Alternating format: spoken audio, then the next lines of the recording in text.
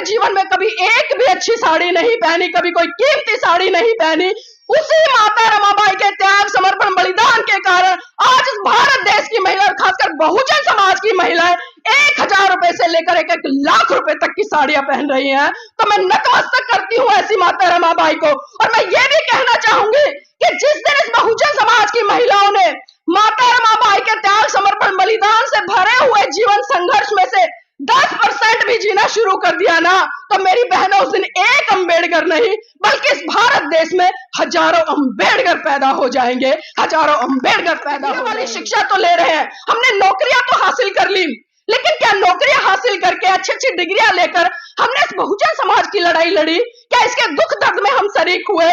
कितना शरीक हुए? खुद अपने आप से सवाल कीजिए, क्योंकि जब जब ये सवाल उठते हैं तो मेरे जहन में कहीं ना कहीं बिजली सी कौन जाती है और मैं भी सोचती कि मैं उस बहुजन समाज का हिस्सा हूं जिसके ऊपर सदियों से अत्याचार शोषण हुए, जिसने सदियों से गुलामी सही, जिसने सदियों से परंपराओं के नाम पर आज भी रूढ़ी।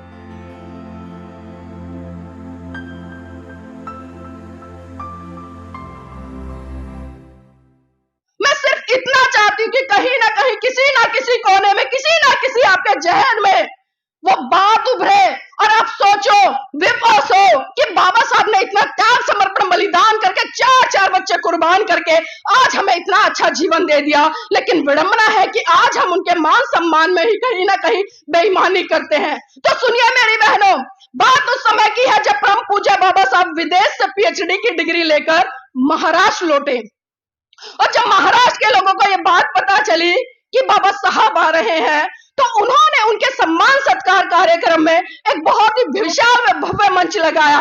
और जब ये उड़ते उड़ते खबर माता रमाबाई के पास पहुंची तो उनके मन में भी कहीं ना कहीं हिलोरे लेने लगी वो भावनाएं कि अरे मेरे साहब आ रहे हैं, उनका सम्मान सत्कार होगा, तो क्यों ना मैं भी अपनी आंखों से उस पल को देखूं जब लाखों की भीड़, लाखों लोग बाबा साहब का सम्मान सत्कार कार्यक्रम कर रहे हो। मेरी बहनों, आपको जानकर आश्चर्य होगा कि माता रमाबाई के पास में एक भी ऐसी साड़ी नहीं थी जिसको पहनकर वो बाबा साहब के सम्मान सत्कार कार्यक्रम में जा सके। उन्होंने पूरा घर खंगाला, सारे ट्रंक, बक्से, अलमारी सब कुछ खंगाल लिया, लेकिन माता रमाबाई को एक भी साड़ी नहीं मिली जिसे पहनकर वो बाबा साहब के सम्मान सत्कार कार्यक्रम में जा सके। तभी उन्हें याद आया कि एक बार साहू जी महाराज ने सम्मान स्वरूप बाबा साहब को एक पगड़ी भेंट की थी, और माता रमाबाई ने वही पगड़ी ट्रंक में से निकाली और अपनी फटी हुई साड़ी पर से चारों तरफ लपेटकर बाबा साहब के सम्मान सत्कार कार्यक्रम में पहुंच गई। अब एक बात बताइए कि जब किसी महिला के पति का सम्मान सत्कार कार्यक्रम हो रहा हो तो उस महिला को कहां होना चाहिए?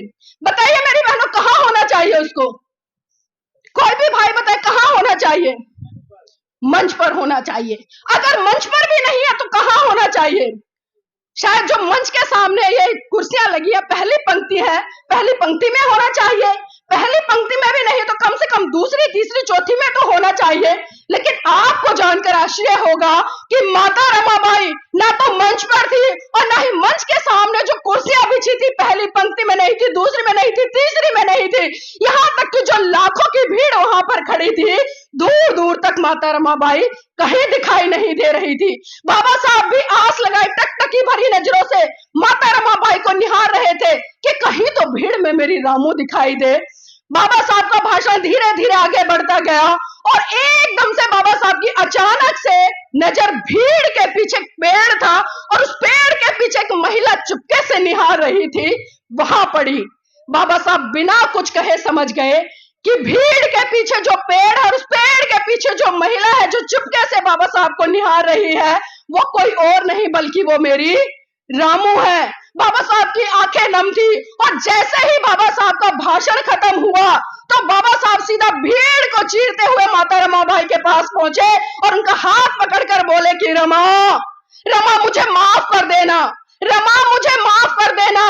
रमा ऐसा नहीं है कि मैं तेरा साजो श्रृंगार नहीं कर सकता, रमा ऐसा नहीं है कि मैं तुझे आभूषणों से नहीं ला सकता, रमा ऐसा नहीं है कि मैं तुझे एक से कीमती एक साड़ी नहीं पहना सकता। रमा मुझे माफ करना, जितनी जिम्मेदारी मेरी तेरे प्रति है ना उससे कहीं ज्यादा जिम्मेदारी मेरी इस भारत देश की हर महिला के प्रति है, जिसके शरीर पर आज ठीक से वस्त्र भी नहीं मिलता है ढकने के लिए। तो सोचिए मेरी बहनों, उस माता रमाबाई के त्याग समर्पण बलिदान को, जिसने अपने जीवन में कभी एक भी अच्छी साड़ी नहीं पहनी, कभी कोई कीमती साड़ी नहीं पहनी, उसी माता रमाबाई के त्याग समर्पण बलिदान के कारण आज इस भारत देश की महिला और खासकर बहुजन समाज की महिलाएं 1,000 रुपए से लेकर 1 लाख रुपए तक की साड़ियां पहन रही हैं। तो मैं नतमस्तक करती हूँ ऐसी माता रमाबाई को। और मैं ये भी कहना चाहूंगी कि जिस दिन इस बहुजन समाज की महिलाओं ने माता रमाबाई के त्याग समर्पण बलिदान से भरे हुए जीवन संघर्ष में से 10% भी जीना शुरू कर दिया ना, तो मेरी बहनों उस दिन एक अम्बेडकर नहीं बल्कि इस भारत देश में हजारों अम्बेडकर पैदा हो जाएंगे, हजारों अम्बेडकर पैदा हो। सुनिए, बात उस समय की है जब परम पूज्य बाबा साहब बंबई हाई कोर्ट में प्रैक्टिस कर रहे थे। अचानक उनके पास खबर पहुंची कि साहब, आपका बेटा राज रतन बहुत बुरी तरह से बीमार है, वो अपने जीवन की अंतिम सांसें गिन रहा है। यह बात सुनकर परम पूज्य बाबा साहब तुरंत घर आए और जैसे ही बाबा साहब ने राज रतन को गोद में उठाया, राज रतन ने बाबा साहब की गोद में ही दम तोड़ दिया। यह मंजर देखकर माता रमाबाई बिलक बिलक कर रोने लगी और साहब का कॉलर पकड़कर कहने लगी कि साहब बस कीजिए साहब, बस कीजिए। आपकी समाज सेवा के भूत ने एक एक करके मेरा पूरा परिवार उजाड़ दिया, साहब बस कीजिए। तो बाबा साहब कहते कि रमा चुप हो जा, रमा चुप हो जा, तू तो रो भी सकती है लेकिन मेरी तो आंखों के आंसू ही सूख चुके हैं, क्योंकि प्रतिदिन मैं अपने समाज के हजारों बच्चों को मरते हुए देखता हूं। रमा चुप हो जा। तो माता रमाबाई फिर कहती है कि साहब मैं आज फिर चुप हो जाऊंगी, साहब मैं आज फिर चुप हो जाऊंगी। लेकिन आप मुझे एक बात बता दीजिए कि जब जब आप अपने बेटे राज रतन को गोद में खिलाया करते थे तो बड़े हर्षोल्लास के साथ कहा करते थे कि रमा मेरा बेटा राज रतन बड़ा होकर एक दिन इस देश पर राज करेगा। तो साहब आज राज रतन तो इस दुनिया में रहा नहीं, अब मुझे ये बता दीजिए कि बड़ा होकर अब इस देश पर राज कौन करेगा। तो मेरी बहनों, मेरे भाइयों, बाबा साहब राज रतन के पार्थिव शरीर पर हाथ रखकर कसम खाते और कहते कि रमा मैं भारत देश में एक दिन ऐसा काम करके जाऊंगा कि हर भारत की रमा की कोख से जन्म लेने वाला राज रतन इस देश पर राज करेगा, इस देश पर राज करेगा। और वो राज हमें परम पूज्य बाबा साहब संविधान के अंदर देकर गए, एक वोट देने तक से लेकर एक शासक बनने तक का अधिकार। लेकिन विडंबना है, इस बहुजन समाज के लोगों ने दूसरे को तो राष्ट्रपति बना दिया, प्रधानमंत्री बना दिया, मंत्री बना दिया, लेकिन आज भी वो सत्ता से दूर है। और इसीलिए साहब मान्यवर काशीराम जी एक बात कहा करते थे, क्योंकि जब जब उनकी वो बात याद आती है मन भर आता है। वो कहते कि जितनी सुरक्षा यह बहुजन समाज अपनी बहन बेटियों की करता है ना, तो उतनी सुरक्षा जिस दिन इस बहुजन समाज के लोगों ने अपनी वोट की करनी शुरू कर दी ना, तो आप इस देश के शासक भी होंगे और इस देश पर आपका राज भी होगा। और हर गली हर कूचे से सिर्फ एक ही आवाज आएगी कि ले अंत मन दीप भाव, ले अंत मन दीप भाव, मूल मंत्र बने स्वयं के स्वामी, गूंज उठे हर बस्ती से बुद्धं शरणं गच्छामि, धम्मं शरणं गच्छामि, संघं शरणं गच्छामि। लेकिन ये कब होगा? ये तब होगा जब हम दूसरी संस्कृति को त्याग कर अपनी संस्कृति की तरफ बढ़ेंगे। लेकिन जरूरत है ये समझने की। और बाबा साहब ने जिन कृतियों को लेकर प्रहार किया, जिन कृतियों के लिए आपको मना किया कि मेरे बहुजन समाज की महिलाएं उधर ना जाए, मेरे बहुजन समाज के युवा ना जाए, मैं बात करना चाहूंगी, क्योंकि अभी मैं मंच पे सुबह से देख रही हूँ बहुत अच्छा प्रदर्शन मेरी बहन बेटियों ने किया है। कुछ महिलाएं ऐसी आई जो डॉक्टर है, इंजीनियर है, अध्यापक है, या कुछ ना कुछ अचीवमेंट उन्होंने किया है।